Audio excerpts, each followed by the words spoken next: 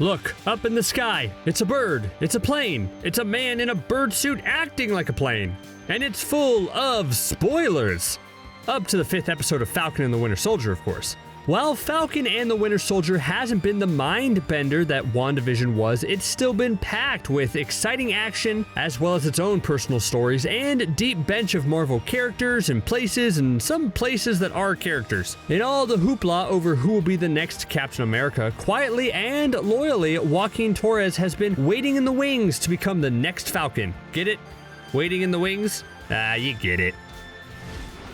You might be forgiven if you've forgotten about Joaquin Torres from Falcon and the Winter Soldier. In the first episode, he was the super eager liaison between Sam and the military that was hiring Sam out for sensitive operations where an Avenger might be less messy than a country's military force. Just like Captain America in The Winter Soldier, Falcon started his adventure jumping out of a plane and beating up Batroc the Leaper. It seems like his big move really is kicking. The leaping is just the way he does it. You'd think it'd be more menacing to be Batroc the Kicker. It's all about branding, people. Torres was the man on the ground for that mission and could not have been more enthusiastic. I mean, he literally cheered Sam on. Torres also filled the role of that one nephew that knows the internet. He's the one that alerts Sam to the Flag Smashers and the way they've been using the internet to organize. When he takes computer work to field work, he ends up getting worked over by the Flag Smashers' super soldiers. After that beating, we didn't hear much from Torres while Sam and Bucky tracked down Carly and the Flag Smashers by enlisting Baron Zemo, encountering a now very bitter Sharon Carter who has a lot going on. We don't see Torres again until Sam and Bucky finally have to take Captain America's shield away from John Walker after he proved he couldn't be trusted with it. In the process, Walker used his own newfound super soldierism to rip off Falcon's wings. In the aftermath, Torres gave Sam the news that Uncle Sam was stepping in after their proposed flag bearer went all berserker rage in front of a bunch of cameras. Taking back the shield that Steve gave Sam, he left behind his broken wings, telling Torres to keep them. There's a reason for fans to be excited that Sam's eager beaver military pal got a pair of broken wings. Torres' comic book counterpart has his own winged history. There are already some key differences between the Joaquin Torres in Falcon and the Winter Soldier and the Joaquin Torres of the comics. Growing up next to the border, Torres was a Samaritan who would give water and supplies to refugees crossing the border when he was caught up by the Sons of the Serpent. Everyone's gotta have a gimmick. As a prisoner of the Sons of the Serpent, he was experimented on, as is the custom. Torres' mad scientist was named Carl Malice, and in a refreshing change from people chasing Project Rebirth, Malice's experiments had a more Island of Dr. Moreau theme.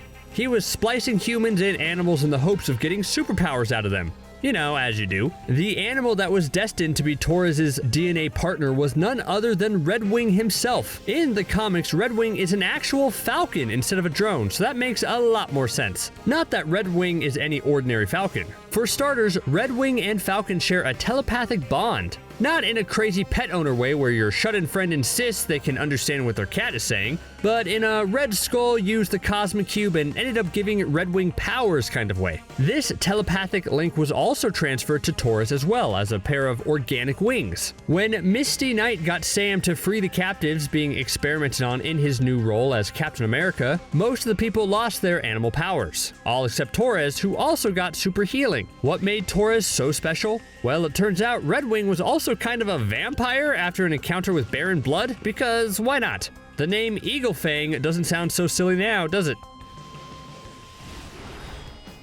While it does seem like there'd be enough time for Torres to get kidnapped and experimented on with a vampiric telepathic falcon, he did end his appearance in episode 5 with Sam telling him that he could keep the broken wings as a despondent Sam Wilson walked off with the shield. So far, the MCU's Torres has shown himself to be at the very least computer savvy. Sam wasn't eager to let Torres work on Redwing because when the military worked on Redwing, he wouldn't work right. Probably because the tracker they installed didn't work well with the Stark tech.